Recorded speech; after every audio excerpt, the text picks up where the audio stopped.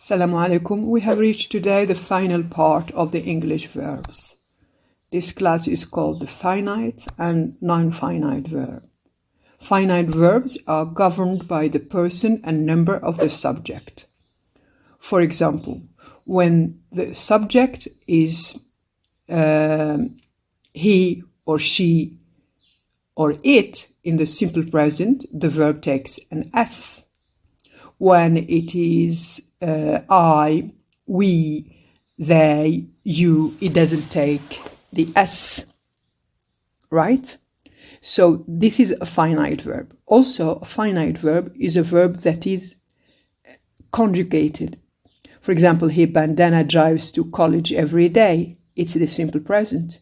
I can change the tense of the simple present to the simple past. Yesterday, Bandana drove to college.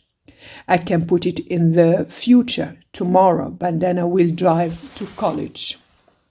So that is what we mean by finite verbs. Non-finite verbs is the opposite. It's a type of verb that doesn't change its form, whether the person and the number of the subject is singular or plural. No, it doesn't change. And it cannot be conjugated to the past, to the future, to the present. It doesn't change. Okay, in the class of non-finite verbs, we have three types. We have what we call the gerund, the infinitive, and the participle. What is a gerund? A gerund is it is like a verb. It is formed out of a verb, and it takes ing. For example, here in taking exercise is important. Running is a good way to keep fit. Swimming is good. Exercising is very important in life. Working hard is essential in life. All these are called gerunds. And what are these gerunds? You can replace them with a noun. They are like noun. For example, when I say running is a good way to keep fit, you can replace running by it. It is a good way to keep fit. الجري صالح للإنسان. So here, running is not a finite verb, because running is not going to be in the past. It's not going to change its form following the person and the number of the subject. It will remain always like that, whether in the past running was good, running will be good, so no change. All right? And in many grammar books, gerunds are called verbal noun. Why verbal noun? We can,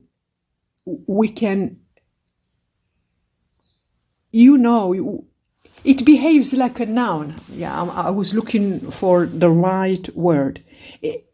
A gerund behaves like a noun, and it also has connection with the verb. Its basis, its base, if you want. Its base is a verb. Like, for example, running, the base is the verb run. And take is the verb take. Swimming is the verb swim. Singing, sing, etc. But it's not a normal verb like the other verb before, bandana drives. You can replace it by it. If you can replace it by it, it is called a gerund. Okay? The other class is called the infinitive. The infinitive, either you have the common infinitive that is used with to, but sometimes you have an infinitive without to.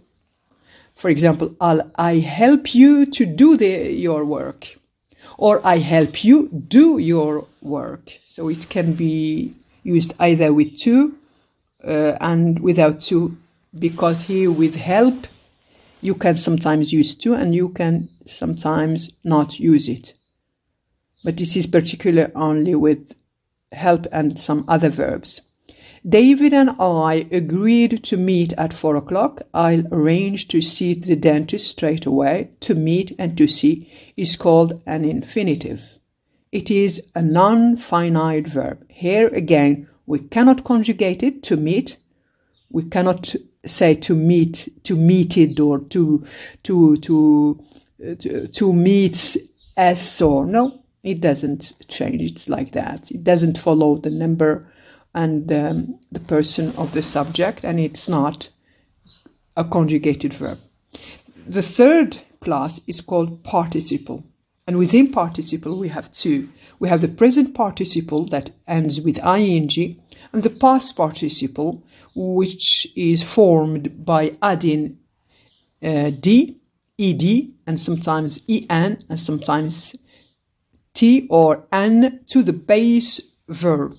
Of course, there are regular past participle and there are irregular past participles. You have to know these by heart. There is no way to understand them. There is only the rule says that you have to know them by heart. Okay, I go back to the participle, the present participle. I have been reading. Reading here is the present participle of the present perfect. I have been reading here. I have been reading. It is the present perfect continuous, and reading here is the present participle. In the second one, he saw his friend walking along the road. Here, walking is a present participle, but it is not like before, following the present perfect or whatever. Here, I saw, or he saw his friend. You can say who is walking along the road. Walking, what does it do here? It describes to me friend, his friend. It modifies his friend. It tells me which friend I am talking about. I'm talking specifically about the friend who is walking. And here, walking is a present participle.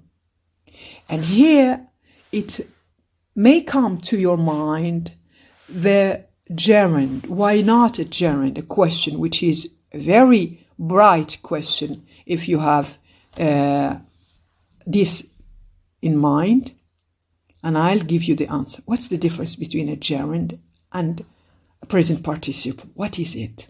In the example of running is a good way to keep fit, I can replace running by it.